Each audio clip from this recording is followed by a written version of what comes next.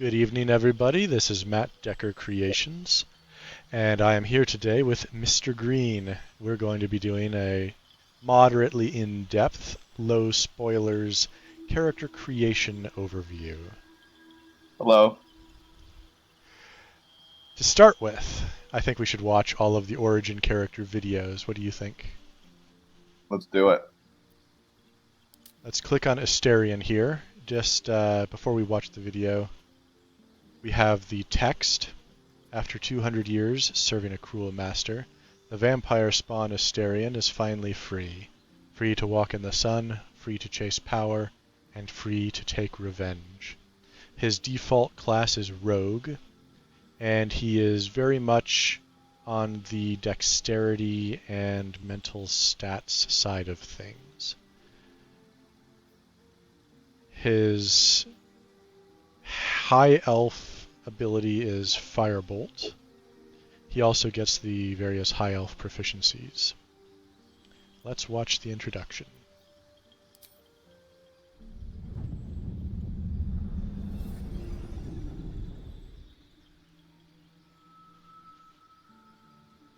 Hello, darling. Don't be shy. I promise not to bite until we've been formally introduced. My name's Astarion, and I've spent a century stalking the night, hunting for pretty morsels just like you. A man called Cazador made me what I am, kept me like a pet, forced me to do his bidding. No more. The Tadpole's influence broke his dominance over me, and now I can finally pursue the one thing I've hungered for these long, dark years. Revenge. I'm going back to Baldur's Gate to track Cazador down in his lair. I'll be the last thing the bastard ever sees.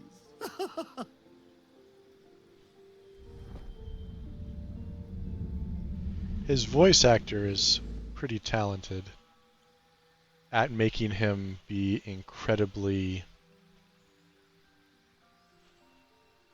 annoying, in my opinion.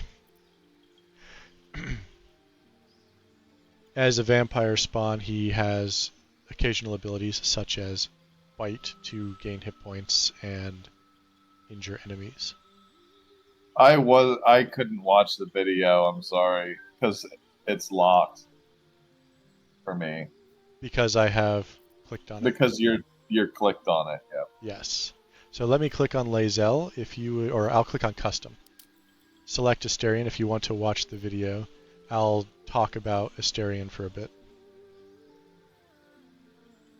Asterion is, as we said, a rogue and a vampire spawn.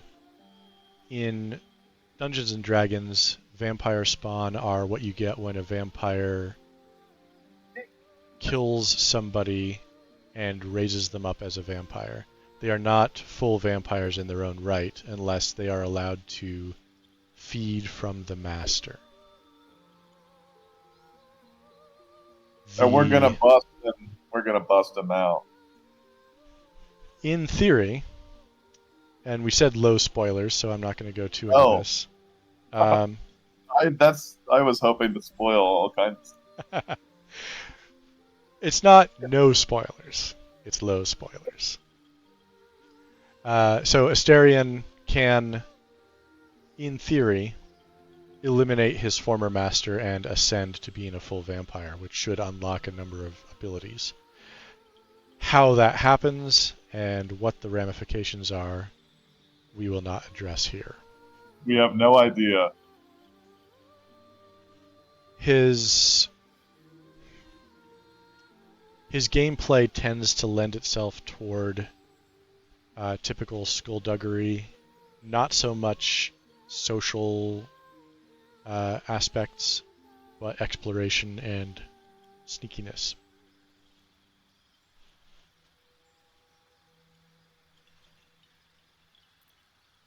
Who should we do next? Lae'zel? Yes, go ahead. Alright, so let's watch the Lae'zel video. First, She is a Githyanki fighter, obviously focusing on strength with a little bit of dexterity and some constitution. She is a decent candidate for an early respec so that you can rebalance her dex and constitution to 14s, which will increase her armor class a little bit and allow you to do something like increase her intelligence or wisdom, perhaps. She is a Githyanki, as we said, which gives her a number of things that we'll address later. Lae'zel was raised ready for a life among the stars, mercilessly conquering the cosmos as a Githyanki soldier. Grounded, she must deal with a world she doesn't understand and find a way to serve her people in a plane that despises her militant kin. Let's roll the introduction.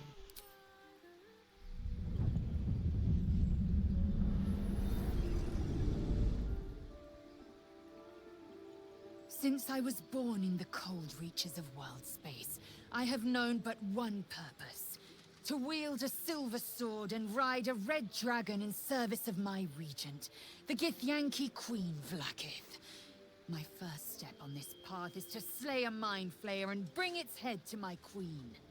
There is no flesh I will not carve, and no barrier I will not shatter to see it done. I am the one who sunders. I am the Undying Queen's most unshakable warrior. I am Lae'zel of Kalir.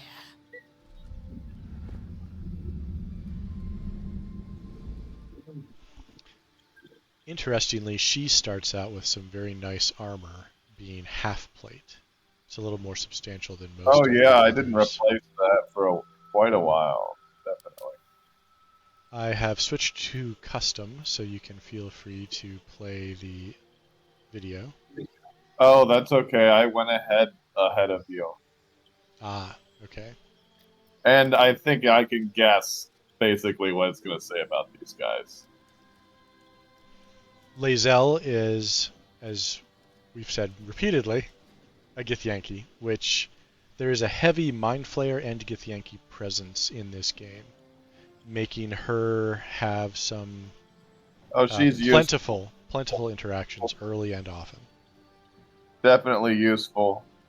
There are also a large number of items in the game that are Githyanki specific, especially geared around psychic capabilities.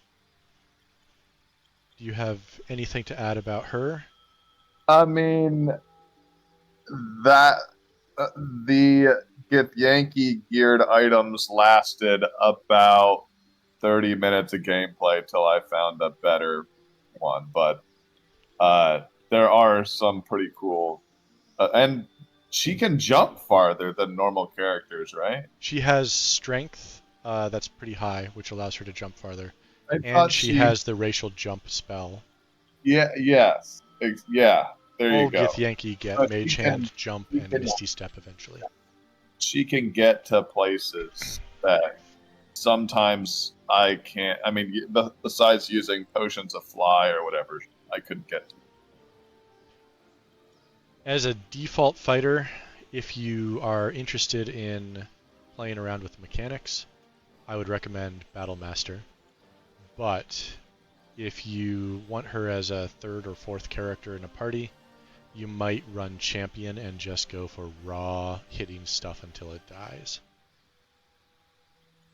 She does have native greatsword capability, and fighters, of course, are also proficient with greatswords. And there are a lot of extremely powerful Githyanki greatswords, including one that can be accessed in Act 1 and is potential end-game content worthy. Let's look at Gale. Gale is a human, very boring, and a wizard, also very boring. Once again, humans are boring. Humans, they are the ultimate adapters and survivors of this universe. they get one random skill and they get a bunch of proficiencies that are, for most classes, mediocre. They actually make decent wizards, though. Light armor and shields can drastically increase the survivability of a wizard. In a world where everybody's special, being normal is weird. And special in its own right. Exactly. The reason most folks who don't like the human start don't like the human start is because the option to have the variant human from the tabletop rules is right there, and they don't give it to us. I'm a xenophobe. All I want to play is human, typically. If I could play a variant human that had a feat at level 1 and a skill proficiency at level 1, I would do that. Gale's wizarding prowess once earned him the love of Mystra, the goddess of magic, until his ambition led him to the brink of catastrophe. Yes, the more you interact with Gale, the stranger... How's a level 1 wizard getting with a goddess? There is a point about that in the game. They make a point of it. Do they? Asterion is losing a lot of powers, but also a lot of weaknesses of being a vampire spawn. Shadowheart has lost a whole lot of capabilities. Will has lost many of his Just make it simple. Say that the tadpole reset everybody. Exactly. The tadpole... There's the tadpole. The tadpole has shielded them from some things, removed their capabilities in other ways, and has generally made life completely chaotic for everybody. So, Gale's introduction. Let's hear it.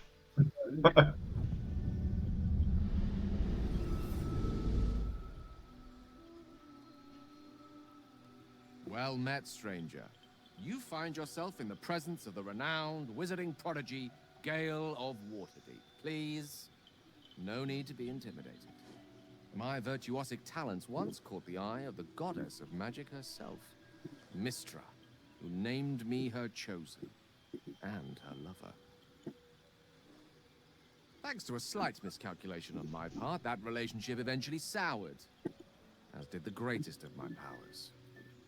Now I'm merely a humble wizard on the road to redemption. Unless I can find the path to something greater. My impression from that video is that he did not learn his lesson. His ambition still outstrips his capacity to some degree or another. He's very arrogant and ambitious.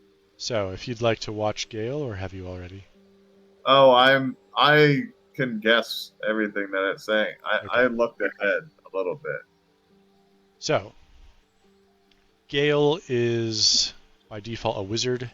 They are the most flexible of the caster classes, and they have the capacity to learn additional spells from scrolls, which is very potent, especially since rituals do not use a spell slot and can be swapped in and out when you're out of combat. And the more spells you have, the more power you have, simply by virtue of your flexibility. They're a toolbox, unsurpassed. Shadowheart is probably everybody's favorite. She's a high elf cleric of Shar, who, similarly to Asterion, has the Firebolt cantrip. As a half high elf, she has the same proficiencies as humans, instead of the elven proficiencies. As a cleric of Shar, she starts out as trickery. There are so many good cleric subclasses, however. I typically will respec her as soon as possible into life, light, tempest, or something like that. Life is probably the most boring, but potentially the best when it comes to supporting the whole party, that is. Shadowheart, I don't find much of a need for healing, honestly, because I'd rather have her nuke people and just drink potions. Light and Tempest are excellent for blowing stuff up. Shadowheart willingly undertook a ritual to remove her memories in order to protect the secrets of her fellow Shar worshippers. Loss and pain are sacred to her, but her faith is now being tested like never before. She also has a great sort of sarcastic personality that's very fun to have in the group. And let's roll the introduction. The romance. She may have the most well-developed romance of the origin characters as well.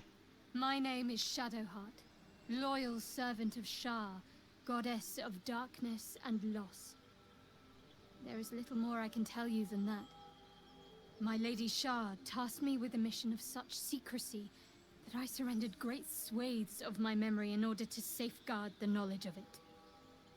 All I know is that I must bring the artifact I hold to Baldur's Gate, and that nothing can stand in my way. My goddess is watching.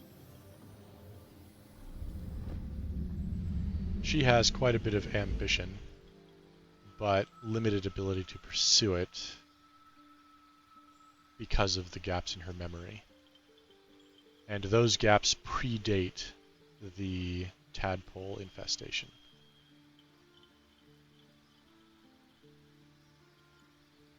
Trickery clerics, because that's what she starts out as, get Blessing of the Trickster, which assists with stealth, although it's only one target at a time and is of limited utility. Well, we could get into some of this stuff when we go into the classes. Sure. While we are building. Sure.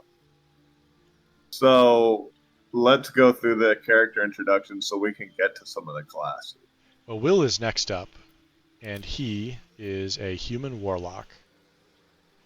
His stats are just as messy as most of these people. 13. Don't they know 14, you've got 13. to get the even numbers? I suspect they're deliberately sub-optimized with the idea that people will spend ASIs and half feats to rectify the situation. As a warlock, he's got Eldritch Blast, bread and butter for warlocks. When he is in cutscenes, he keeps spamming Arms of Hadar at the worst possible times. It's almost funny how horrible his use of Arms of Hadar is. Hey, if it works. You might also notice he's got one eye that's different from the other one. There is something off with it, which we will not spoil. I should also mention Asterion actually has fangs and bite marks on his neck, so even people who do not read his bio can figure out that he's a vampire spawn without much trouble. Will's bio. Known as the Blade of Frontiers, Will uses his magic to fell the monsters and devils menacing the Sword Coast. In a moment of desperation, he accepted an offer of greater power, forcing him into an infernal game he is struggling to play. Warlock always means you had a pact with something, and his pact is very impactful, if you'll pardon the pun. And let's watch the introduction.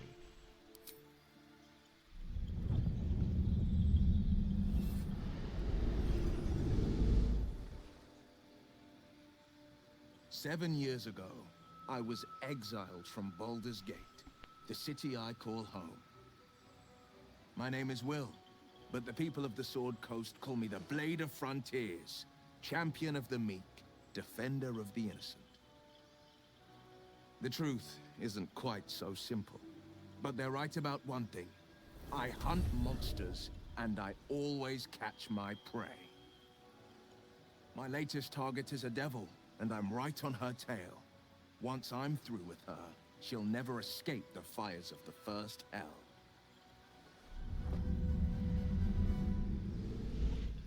The first hell is a reference to Avernus, which is ruled by Zariel and is very prominent in the first act because the Baldur's Gate region has a relatively major city called Elturel, which was briefly, by means of a devilish machination, sucked into Avernus along with its entire population. They were eventually... Yes, this was covered in the Baldur's Gate Descent to Avernus tabletop campaign, which was actually designed as a sort of a prequel to Baldur's Gate 3. Cool. And it explains why so many tieflings are wandering around the Sword Coast now. After the city is rescued, much of their population has been tainted. Because you never saw tieflings in Baldur's Gate 1 or 2, and now they're freaking everywhere coming To out be of the woodwork. fair, Herr Delis was a tiefling. Yeah, but there's just not that many. And he was also from Sigil. He wasn't exactly from the Prime. Like a third of the NPCs you meet are tieflings. So Will is a duelist. To fit with his persona, I would go Blade Pact.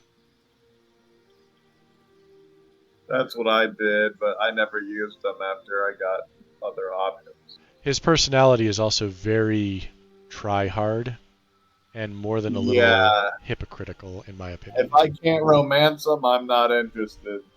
You can romance him as... Oh, well, yep, you're right. You're completely right. I'm sure he comes on to you at one point or another. Practically every potential party Every member character comes is an omnisexual, if you will. on. Oh, yeah.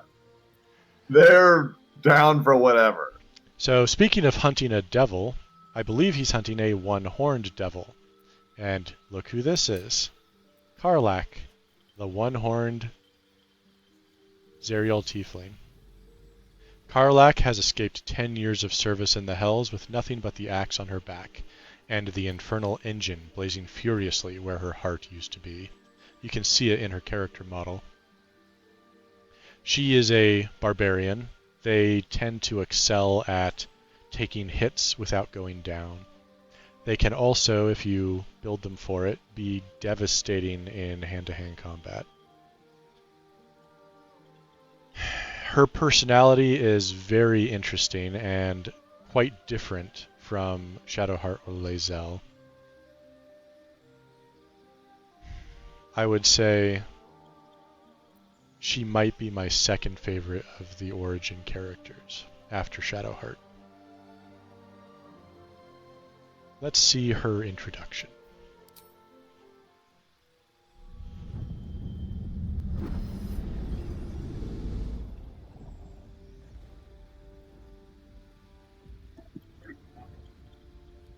"10 years ago, I was sold to the Archdevil Zariel. She put a hellfire engine in my chest and made me her prize soldier. But I've escaped now. Thank you, Mind Flayers.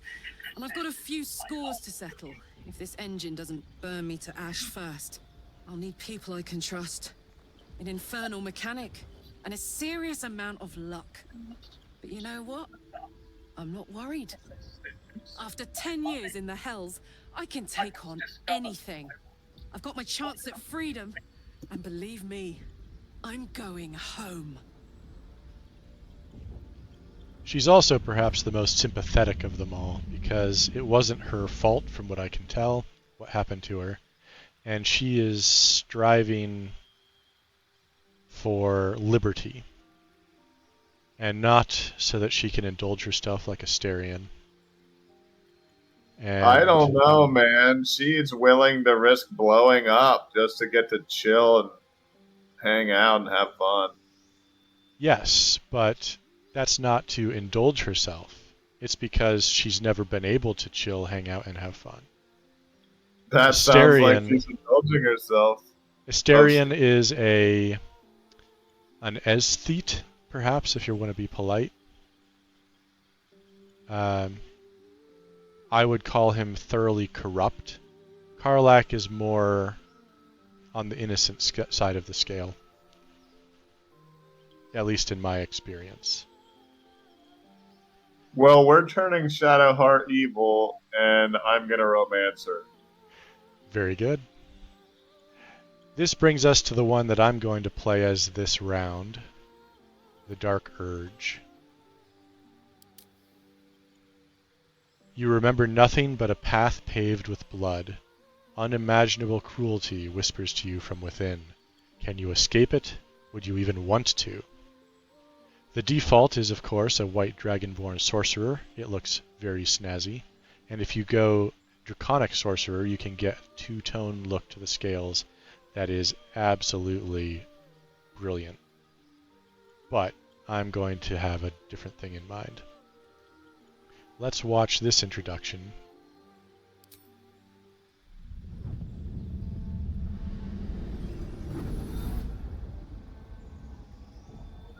My rancid blood whispers to me, kill, kill, and kill again.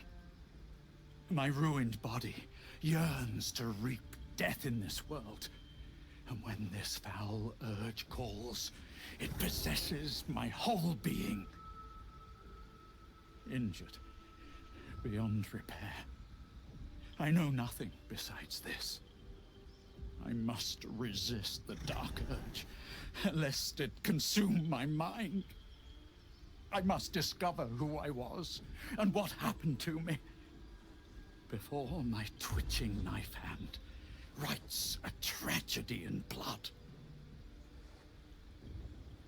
So we are planning an evil campaign after we're done with character creation here. So perhaps he's not going to have that chance to restrain himself that he had been hoping for. No, he's not.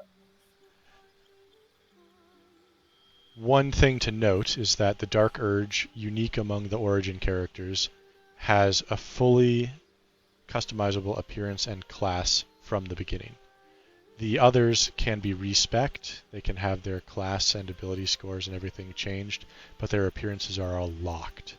The Dark Urge is not. It's the hybrid between a custom character and an Origin character.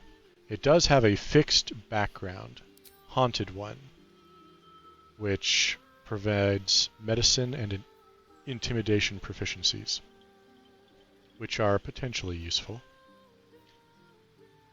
And your background also helps to determine what gives you inspiration, which is a valuable mechanic for accelerated experience gains and the ability to re-roll failed ability checks, especially in conversations. And you're doing custom Origin, yes? So if you're gonna do Dark Urge, does that mean you're a dragon guy? I can be anything I want. Okay. I'm definitely not gonna be one of these chumps. I'll make my own. You'll do guy. custom? Very good. Yes. So let's go through each of the races and sub-races, starting with the elf. I need to figure out what race to do. The elf, with ethereal countenances and long lifespans, elves are at home with nature's power, flourishing in light and dark alike. They have a 30-foot move speed, elven weapon training, which includes long and short sword and bow, 40 feet of dark vision, and advantage on saving throws against charms and immunity to magical sleep. It's shocking how often magical sleep immunity comes up in the early part of the game. Once your hit points get high enough, that fades very quickly. I would think you would be able to upcast sleep to make it do more hit points, but you can't. You can in the tabletop, but Baldur's Gate 3 might function a little differently in that regard. Of note, they do not tell you this.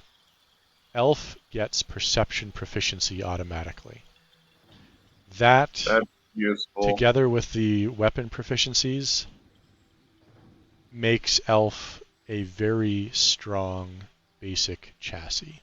I've been thinking about it for an assassin character. For sub-races, you have High and Wood Elf. High Elves are heirs of the mystical Feywild. They value magic in all its forms, and even those who do not study spellcraft can manipulate the weave. They get a free cantrip. I think it's a wizard cantrip. And the default is Firebolt, which is what, of course, Asterion and the half-High Elf Shadowheart both have chosen. Notably, the cantrip is the only thing that High Elves get. Wood Elves get some very nice other things. These elves spend their reclusive lives in Faerun's forests. Decades of training in archery and camouflage are enhanced by an otherworldly swiftness. They get an additional 5 feet of movement, which means, of course, 35 instead of 30, which adds up over time, especially if you are on a rogue or a monk. The extra speed stacks with dashing and step of the wind and unarmored movement. I'm thinking Wood Elf Assassin.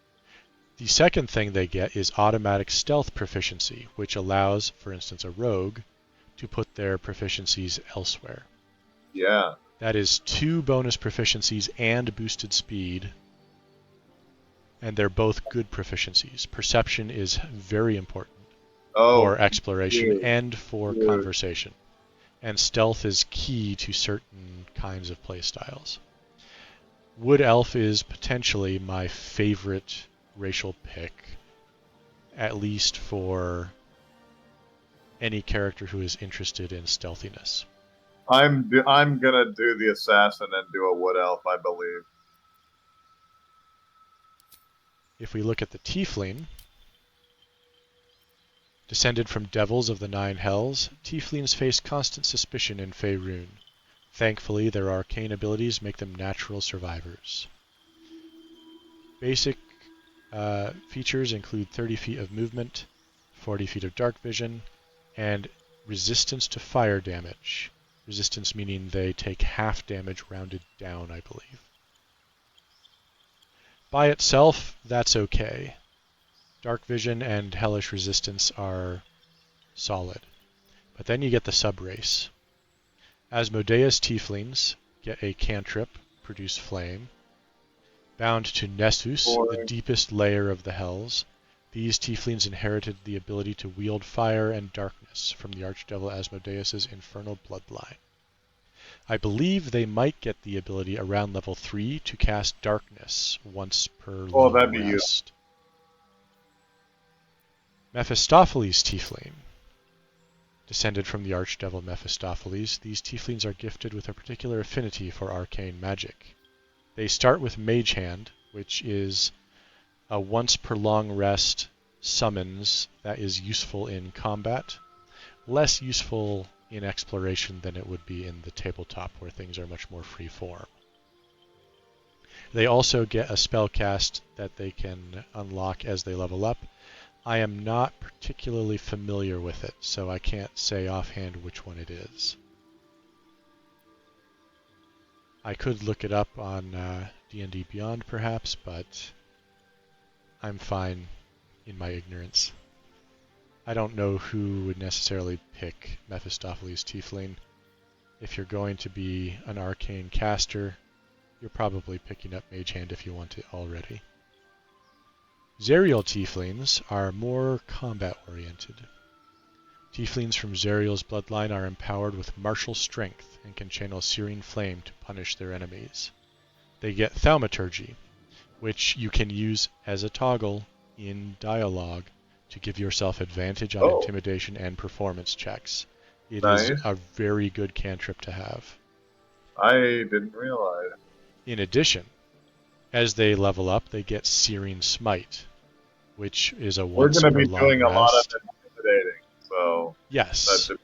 I'll have intimidation proficiency, and depending on what class I choose to play, I might do a cleric. We'll see.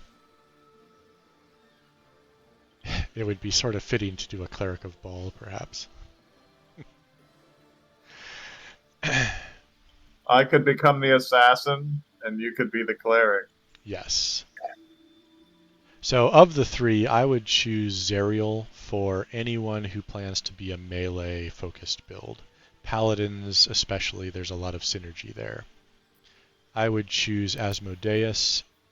I think they might get Hellish Rebuke as they level up. I would get that if I were going a proper caster, probably. I think I would pass on Mephistopheles. The Drow Driven to the Underdark, most drow have adopted a ruthless pragmatism. While the Lothsworn delight in the goddess's evil tenets, the Seldarine reject her attempt to overthrow the leader of the Elven pantheon. They get 30 feet of movement, drow weapon training, which includes the incredibly strong hand crossbow. Oh, yeah. Superior dark vision, double the distance, 80 feet. It's amazing how much difference that can make. And Fey ancestry like the full elves. Don't they get darkness? They start with dancing lights, and as they level up, they unlock fairy fire and darkness. Okay, yeah. Fairy fire is a potent buff, or debuff really. It lets people get advantage to attack the people who are fairy fired. So for like a sneak attack. Right. Or sharpshooter or great weapon master attacks. Can you get items that will prevent you from being blinded and then cast darkness and go around sneak attacking people? You could just hide in your darkness cloud? If you are a warlock, you can get Devil's Sight at level 2, which should let you see through magical darkness. So you could cast darkness and then run around in the dark. Yes, in theory. Sneak attacking people.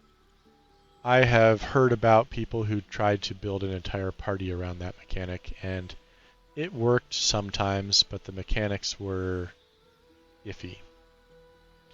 Maybe if you have one character with a ranged build using hand crossbows and Eldritch Blast, perhaps, that might be worth doing. Their sub-races include, of course, the Lothsworn. Raised by Lolth's cult in the city of Menzoberranzan, these drow embody the virtues of their corrupt and merciless goddess. Lolth marks her followers with bright red eyes, so those in the Underdark will learn to fear them on sight. Seldarine drow are essentially heretics. Seldarine drow can be found seeking allies from all over Faerun, aiming to settle their conflict with Lolth and each other by any means necessary. They lack the red eyes of the Lothsworn. Check out the R.A. Salvatore books. Yes, those are a very solid series. They introduced the drow to the Forgotten Realms, I believe. Really well done. Drizzt Do'Urden, the infamous two-scimitar drow ranger build. I love him. He's a great character. He shows up in 1 and 2 for Baldur's Gate and can even help you to purge a vampire den. Yeah. That was a lot of fun. I got a huge kick out of that. I believe they also get perception. Like the high elf, or like the regular elf. Oh, yeah, I'm sure they do. Yeah, perception and persuasion.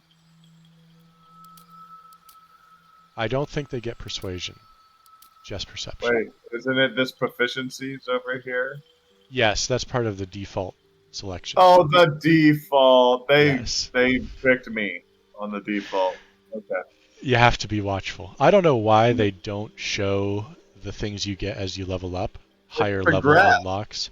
And I don't know why they don't show in the race features the skills that you unlock, the proficiencies. But for whatever reason, they don't do it yet. Hopefully they'll patch it in at some point. And that is why a video like this can be useful. It can help people to spot things they might not have noticed on the first go around. So drow getting perception and spellcasting and hand crossbows are a viable alternative to elves. I would still favor the wood elf for most purposes, but if I were doing a warlock, the drow is very tempting. This brings us to the human. Darkness is useful. Darkness can be useful for thievery as well. Yeah. Even if you can't see in it, nobody else can either, and so you can do stuff like drop darkness, pickpocket somebody, or steal something, and then run, or go to drop camp. Darkness on the people that you need blinded, and that they might see it as a hostile action, especially on tactician difficulty. Yeah. Well, we'll see. Humans, the most common race in Faerun. The most common face in Faerun. Do they have a typo? I think they have a typo. Humans are known for their tenacity, creativity, and endless capacity for growth. They get 30 feet like everyone else. I think that's a fancy R. Civil militia, which is the same as what the half-elves will get. Polearms, light armor, and shields. That can actually be very useful for the no armor casters. Even the warlock benefits because they might have light armor, but they do not have shield proficiency.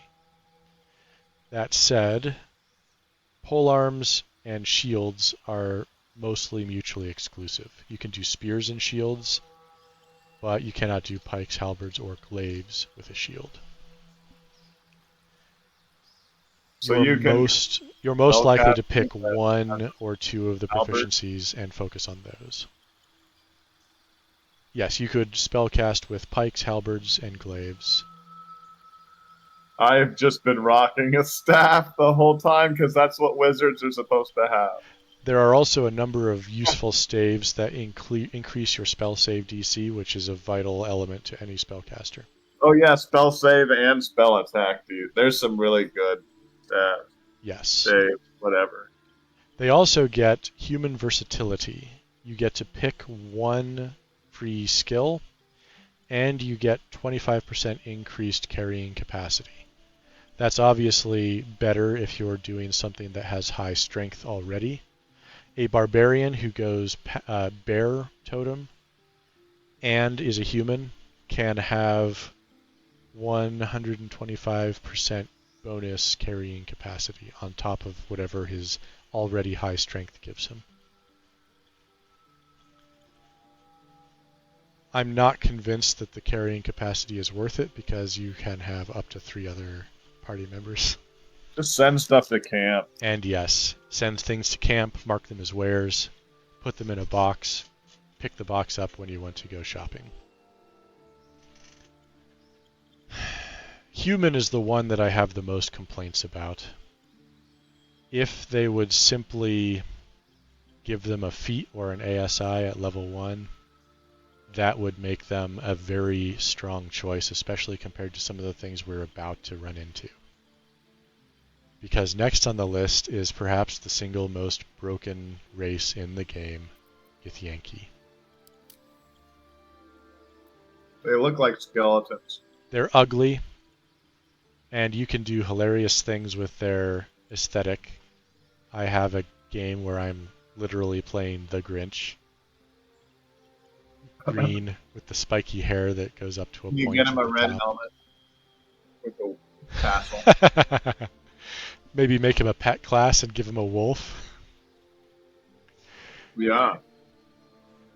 There are a number of Githyanki specific items, especially as you get to Act 1.5, where you can begin to unlock some pretty powerful secondary effects that are only available to Githyanki. With a ruthlessness born from mind flayer enslavement, Githyanki ride the astral sea atop red dragons, bringing their silver swords and psionic might to bear against any trace of the Illithid menace.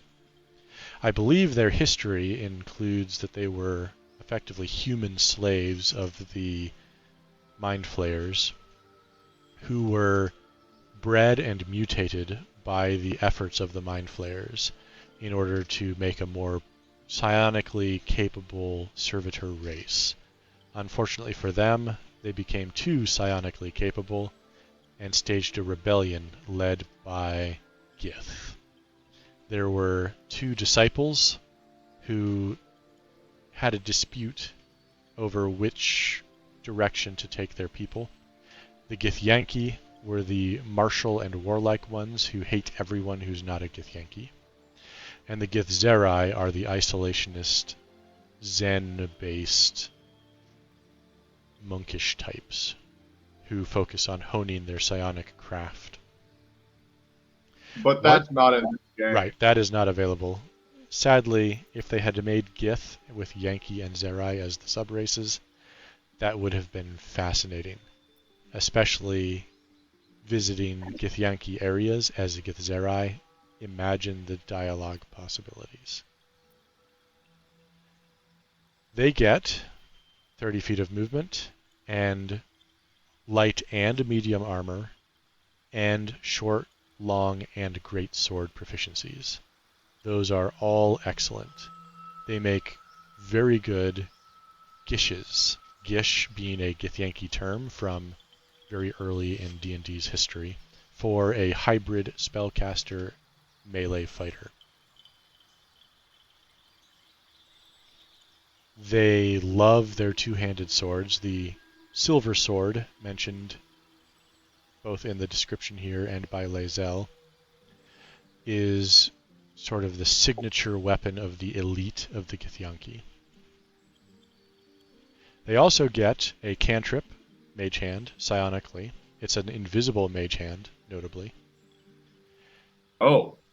As they level up, they gain access to Jump as an innate spell, which will allow them to jump much longer distances and much farther heights. It can really shortcut a lot of difficult jumping puzzles and maneuvering. And finally, they get one of the best abilities in the game, Misty Step. It's a 30-foot teleport. It is great. That is a bonus action to use and does not provoke opportunity attacks. Take that on anyone who doesn't want to be next to somebody, and you're just not there anymore. Or if you want to be behind them. Oh, yes, you can go behind someone and then hide if you're a rogue. You can also bypass entire puzzles simply by teleporting across an otherwise impassable gap. But that's not what makes them the best race in this game. Under actions, you will see astral knowledge. Gain proficiency in all skills of a chosen ability. Take no intelligence proficiencies, and every time you long rest, activate that for intelligence. You get 5 bonus proficiencies, all of which are useful for a main character to have, because they will come up in dialogue, they will come up in exploration. Oh, yeah. And they just do it. And it's a pain sometimes when everybody fails those checks. And if you're playing multiplayer, you just want to get a successful roll. Because you can't reload over and over again. You can. It's That'd a be little pain. more awkward, though. Still, even if you are playing someone who only has access to intelligence proficiencies, like, for instance, a wizard is predominantly intelligence-based, you could put it in wisdom and get animal handling, insight, perception. Actually, let's look. Skill proficiencies. Dexterity has acrobatics, sleight of hand, stealth.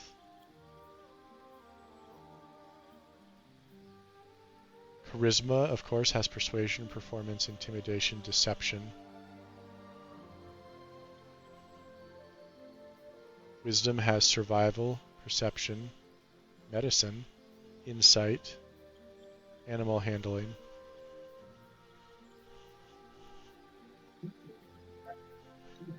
The one you don't want to do is strength, because all it has is athletics.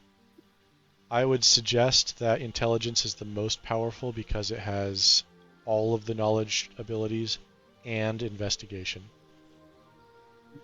But wisdom is a strong contender, and charisma is a decent choice, especially for a main character.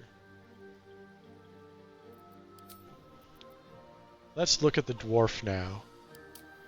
What might be my single most disappointing thing, possibly even more than human. As durable and unyielding as their homes of stone, dwarves are some of the finest warriors, miners, and smiths of Faerun. They only move 25, which is short person speed. They get proficiency with axes and hammers, which is pretty good, but they don't get mauls or great axes. 40 feet of dark vision is pretty solid.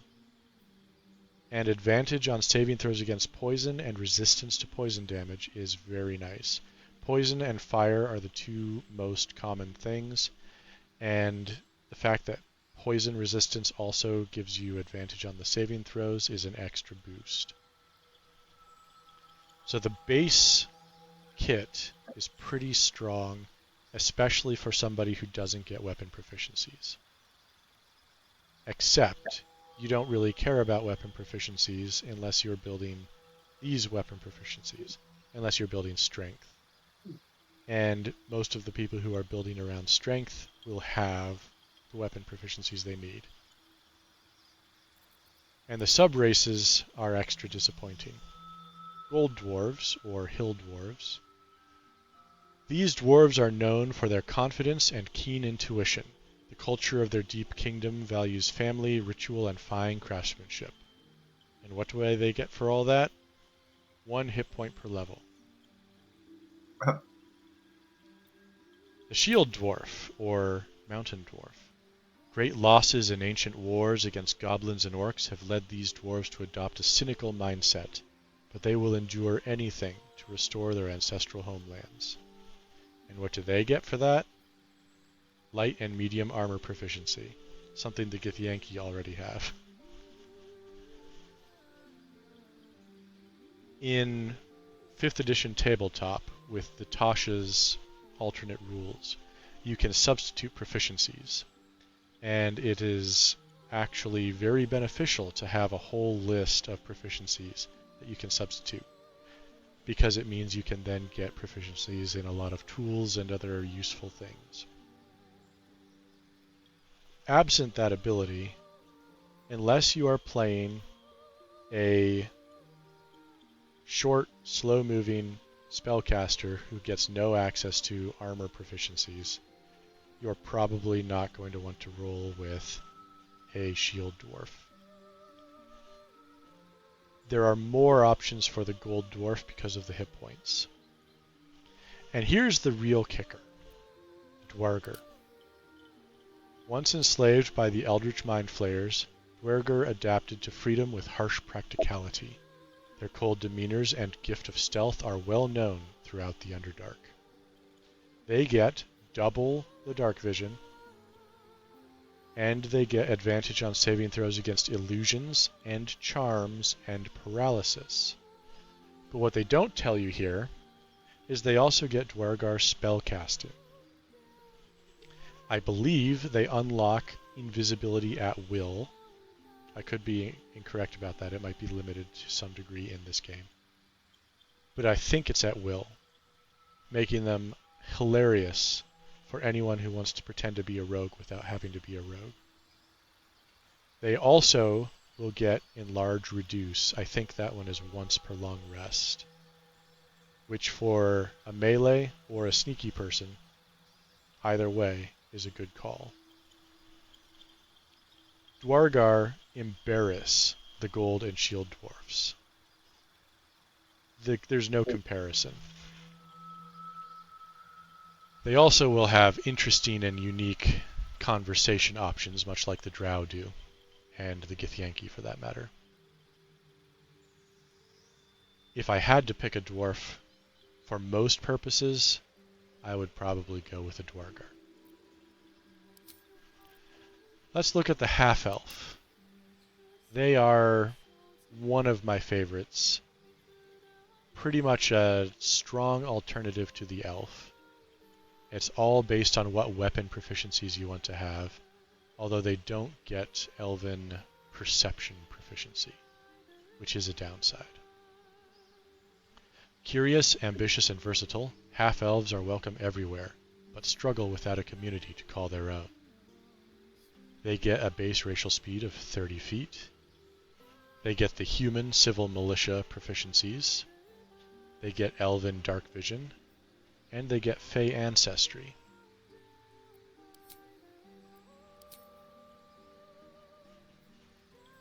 They do get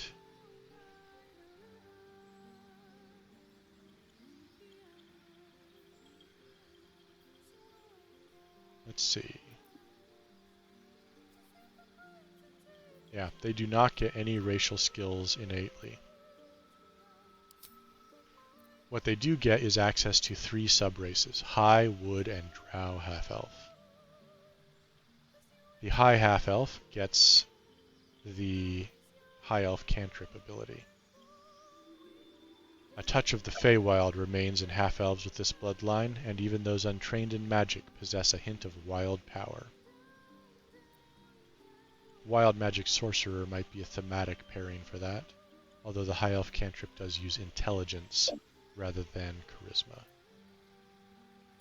The Wood Half-Elf gets 5 feet of movement speed and stealth proficiency. So they get a lot of what makes the Wood Elf so good, although they lack the weapon proficiencies and perception proficiency, in exchange getting access to shields and light armor on people who otherwise wouldn't get them. Like their Wood Elf parent, these half-elves have a quickened stride and an eye for stealth, yet many break away from isolation in Faerun's forests to explore the rest of the realms. I like the Wood half-elf as a more charisma-oriented primary character who is using a rogue or bard for it, perhaps. And that brings us to the Drow. They get no skill proficiencies. They get the half-elf proficiencies instead of the Drow proficiencies. They do get Drow spellcasting. I believe that includes Dancing Lights and Darkness and Fairy Fire. Most half-Drow result from liaisons between Seldarine Drow and Surfacers.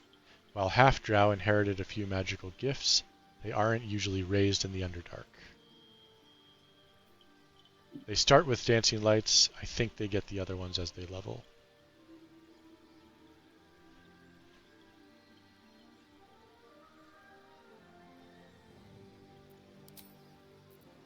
The Halfling is the next race, and I really like the Halfling, except for one thing. They're, of course, hobbits without the licensing issues.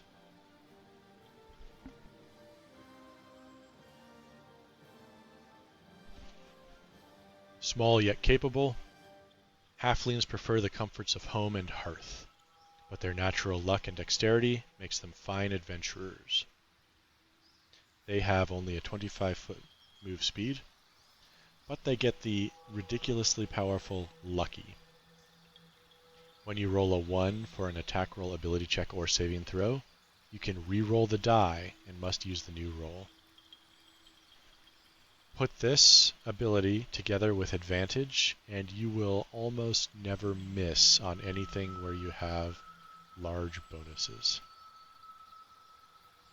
Often I have found, especially on rogues or other expertise classes, that you only can fail on a natural 1.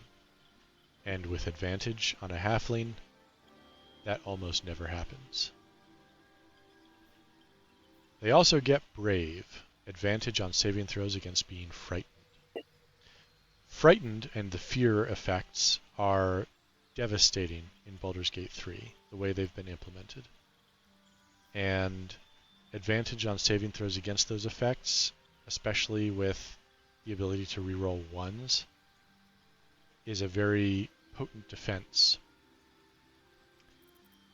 But that's just the baseline halfling. The sub-races have a couple extra fun things. Lightfoots are stealthy but social. They travel all over Faerun to make names for themselves. And what do they get? Advantage on stealth checks.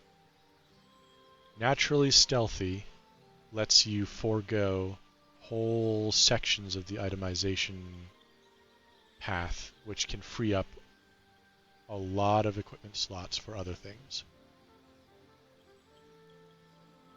simply by virtue of having advantage on stealth built in. The Strongheart is more for direct combat. Legend has it that dwarven blood gave Stronghearts their hardiness. Resistant to poison and wellsprings of endurance, these halflings easily hold their own. They get advantage on saving throws against poison and resistance to poison damage, just like dwarves do. So they have all the benefits of a basic halfling with one of the best features of the dwarf. I would be half inclined to see a Strongheart halfling barbarian running around somewhere. I think that would be interesting. The main thing that I don't like about them is their reduced move speed, and I believe there is not the feat from the tabletop that would correct that. There's a feat on the tabletop that gives +5 movement to gnome, dwarf, or halfling, and a couple other things on top. And that is not implemented in Baldur's Gate 3 to my knowledge.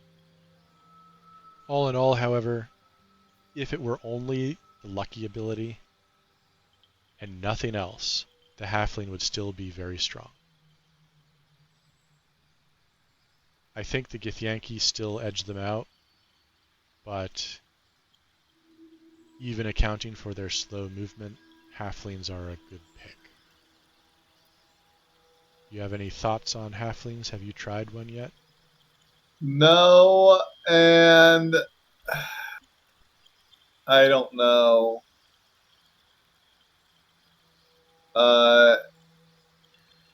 I wish they had some type of like an elf halfling. Because these guys are almost like dwarves. Yeah, if they had a halfling that was more perception based, do you think? There is the Ghostwise in tabletop, which is more about telepathy and mental powers, sort of akin to the Dwargar, perhaps. But they're not in this game. I just can't see. They need something where I could see it being evil. I will note, I don't see an evil halfling right here. Diagol and Smeagol. Yeah, they don't have anything that where I could be like, that's like in the process of becoming Smeagol or Golem. A Lightfoot halfling who abuses a Lightfoot halfling assassin or rogue of some kind who does a lot of, maybe a monk rogue because, you know, strangling people to death. You just want a little mini sidekick. Who abuses the tadpole powers. Think about it. That's true. I'm going to abuse the heck out of them. There's also the gnome, the other super short race. Small, clever, and energetic, gnomes use their long lives to explore Faerun's brightest corners and darkest depths. They have the 25-foot shorty speed, and gnome cunning, one of the single strongest racial features in the game. Advantage on intelligence, wisdom, and charisma saving throws. Wisdom is the only one of those that is a major save, but all three are horrible to fail. Charisma saving throws often involve things like banishment and forced shape changing. Intelligence is often involving control of yourself and your senses. And of course, wisdom deals with mind control and your sanctity of your will, if you will. And that's the base race. For sub-races, we have the rock gnomes. Most commonly seen gnomes on Faerun's surface, rock gnomes are named as such for their hardiness and affinity for metal. They have 40 feet of dark vision and automatic expertise on history, which is okay. Forest gnomes, even smaller than their cousins and twice as reclusive, Forest gnomes are a rare sight in Faerun. They master magic and craftsmanship in their distant idyllic groves.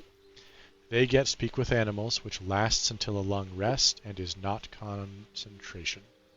So you wake up, you cast it, and you can speak with animals all day long. In any Larian Studios game, instant and permanent access to speak with animals is a decent choice. They also have drink a potion every morning. 40 feet of dark vision. That feature can be replaced by potions, which are relatively easy to acquire or craft. If you don't want to mess around with alchemy and you don't do a lot of looting, Forest Gnome is an okay stopgap. Of the two, I would prefer Rock Gnome, I think. But then there's Deep Gnome, who are the Dwargar of gnomes, if you will, or the Drow of gnomes. More guarded than their surface cousins, Deep Gnomes survive in the Underdark with dark vision and skillful stealth.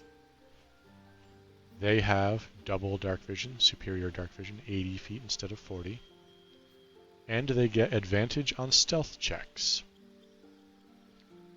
They are a solid choice, an alternative to the halfling with dark vision, superior dark vision instead of no dark vision. And they would replace, of course, lucky with the saving throw bonus. Advantage on stealth checks is very strong for certain kinds of character. Gnome is probably the second most mechanically advantaged race on the list, but I just can't get past the fact that I despise gnomes and everything they stand for. It's very racist. They are racist against kobolds. So racist, in fact, that kobold isn't even a choice because the gnomes are on this list. Or at least, so I can tell myself. Where they're China, they won't play if Taiwan's there.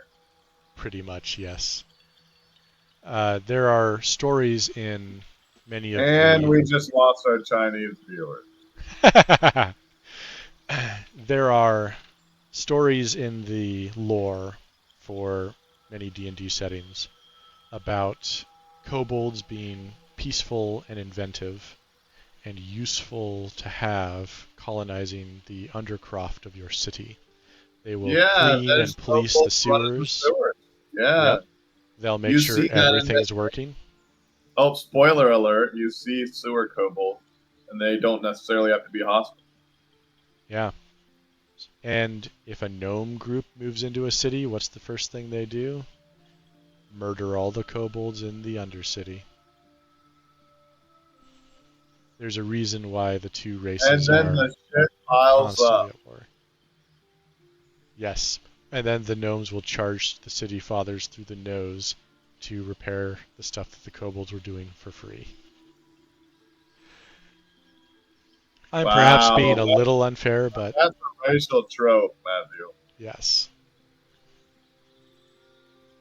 Let's look at the Dragonborn now that we've offended a quarter of our player base. Matthew, could I do a Dragonborn assassin? Is there any advantage to that? Let's go through it and find out. A proud race that values clan and skills above all else. Once enslaved by dragons, they strive to be self-sufficient, not wanting to be beholden to anyone, not even the gods. They get 30 feet per turn as their only racial feature. Their sub-races, however... Is that a lot? 30 feet is the same as all the other medium-sized... So no, it's no feature. It's bog standard. The sub-races, however, are keyed to the dragon colors, both metallic and chromatic.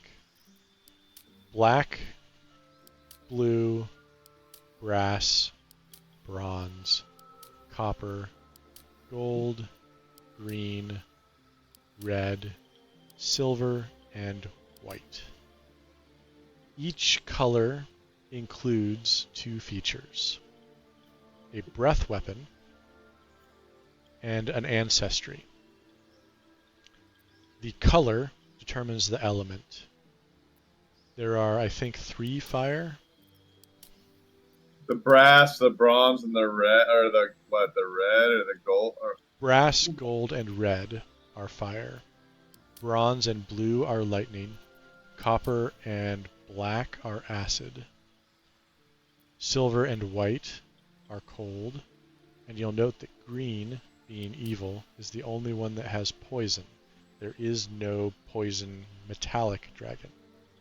There are, in fact, 2 fire metallic dragons. Of these, I'm thinking a black dragon. Yeah. Fire is by far the most common environmental hazard besides potentially poison. Cold is an okay choice. Lightning is strong for the breath weapon and weak for the resistance, I would say. Acid is going to be situationally kind of useful, but it's never going to be as good as fire or even cold, I think. Also, the sub-races have their own head shapes, each one based on the dragon type that they are aligned with. They're, of course, customizable, but the basic shape still changes. I think the main reason to play a Dragonborn is because they look wicked amazing. The breath weapon is never going to be particularly strong once you're out of the first level or 2.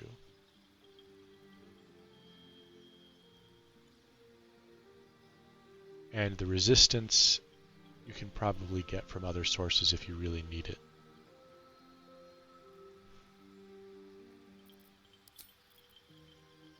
But they are undeniably one of the most detailed looking racial choices in this game, with completely bespoke customization.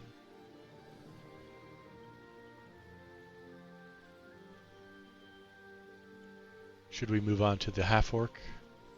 That is the final race. Let's finish up the races. Okay, half-orc. Creatures of intense emotion, half-orcs are more inclined to act than contemplate, whether the rage burning their bodies compels them to fight, or the love filling their hearts inspires acts of incredible kindness. They get the standard 30 feet, the standard 40 feet of dark vision. They get the very powerful relentless endurance. At least in the early game, it's a pretty strong choice. When you reach 0 hit points, instead of going down, you get 1 hit point. I believe this happens once every long rest, which means they have to kill you twice. As people get more attacks, as enemies get extra attack, they will simply drop you and then hit you again to drop you the second time. But in the early game, it can be the difference between a full party wipe and a clutch victory. The thing that's more impressive, in my opinion, and especially synergistic with fighters and even more barbarians, is savage attacks. When you land a critical hit with a melee weapon attack, you deal an extra dice of weapon damage. I think that's the same kind of ability that barbarians eventually get. Brutal critical, I think they call it, which adds an additional weapon die to the critical hit. A half-orc barbarian using a great axe who critically hits will not be rolling 1d12, will not be rolling 2d12, but will instead be rolling 4d12. Base from the weapon, base from the crit, the savage attacks critical, and the brutal critical. 4d12. And that's before strength, rage damage, and any other modifiers. It's an excellent way, especially combining with a multi-class into champion fighter for expanded critical range and action surge, and with rage bonuses and potential haste potions and reckless attack for automatic advantage. You can steamroll through whole encounters by crit, crit, crit, crit, crit, clearing everything with more d12s than the computer can process. That said, mechanically speaking, they are best on a build using d10s or d12s. So pole arms like the glaive, the pike, and the halberd, or versatile weapons like the longsword in two hands, or the battle axe in two hands, or actual great weapons, preferably the great axe for the d12 die. They don't so much like great swords or mauls because they will only add 1d6. It's a quirk of the multiple dice mechanic of those particular weapons. And that's it for the races. Next time we will take a look at all the classes. All right. This is Matt Decker with Matt Decker Creations and Mr. And Greene. Mr. Greene. Yes, signing off. See ya.